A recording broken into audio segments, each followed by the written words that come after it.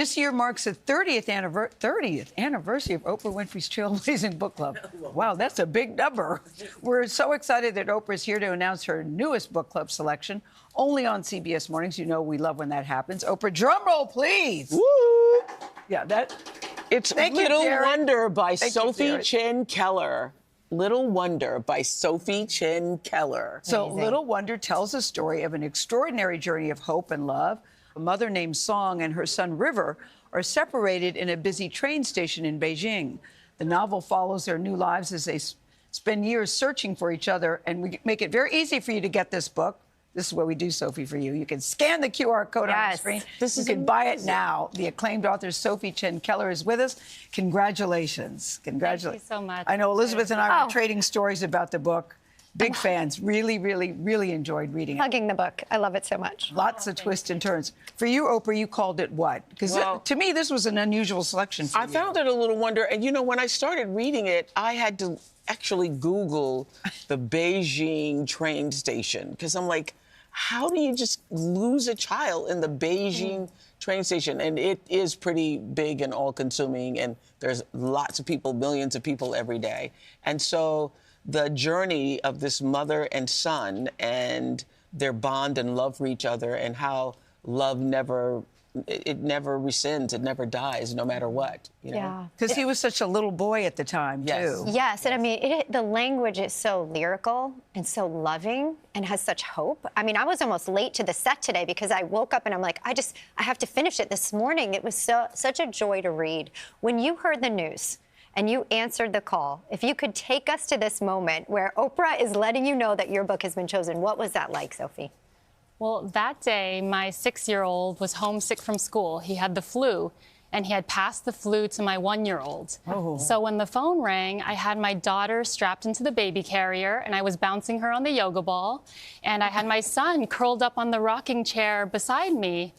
But then you started speaking, and despite the circumstances, it was just so special to share that moment with my 2 kids because they are the heart of this book. Mm-hmm. So I'll never forget that call and that day.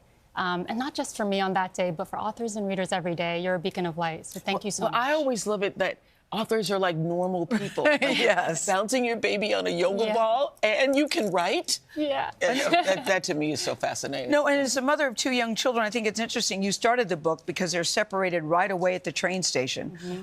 Where did you come up with that premise of the story? Was that hard to write like that, about a mother being separated from the child? It's every because it drew me in right away. Yeah, it's every mother's worst nightmare. Yes. But in 2019, I became a mom, and when my son was a few months old, we moved to Beijing, China. And growing up, I had gone back to China every few years to spend the summer with my relatives who live in the Northeast. But the version of China I found in 2019 was very different.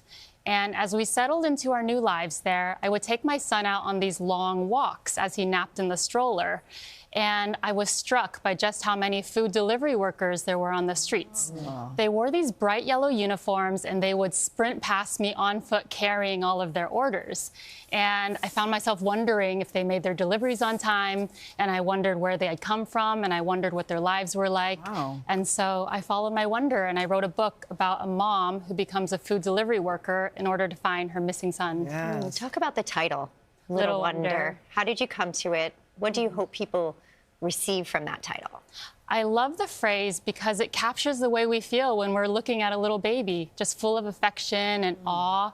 And for Song, River is her little wonder, but he's also a little wonder because he's a child piano prodigy. Yes. And if you take this phrase and flip it on its head, it takes on a different tone and meaning. Like, it's little wonder this tragic thing happened to this woman. I'll bet that's what drew you in, too, Oprah, because it was little wonder after little wonder after little wonder. Yes. And a lot of stories about the kindness of strangers in this book, too. I love the idea that, you know, Maya always said that people never forget how you make them feel. And I love the idea that just ordinary folks that you encounter can make such a huge difference in someone's day, and in the case of River, in someone's life. Exactly. And so you illustrated that so beautifully through your words.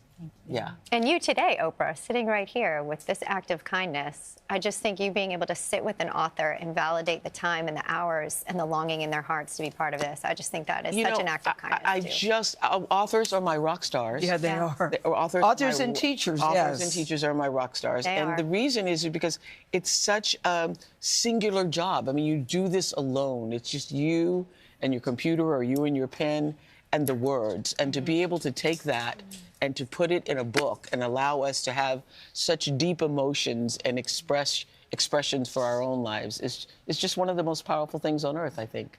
Thank you. One of the lines I liked in the book, it's about the power of love. It reads, "Love was the one thing that could conquer fear every time." I know that struck a chord with you. Yes. And the fact that you were your own prodigy, your own, music is such a big part of your life. Because you play the piano too. Classically trained. Yes. I started playing the piano when I was 7. My mom signed me up for group lessons at the local library. Did you like it right away? With the piano? I did. I enjoyed liked it, right? You did? I did. I enjoyed the group lessons. So my mom found a private teacher for me, and she bought a used piano for $500. Wow. And at the time, she was a teaching assistant. She earned like $900 a month. But she made this sacrifice because she wanted me to have all the opportunities she had never had. And so growing up, I played the piano.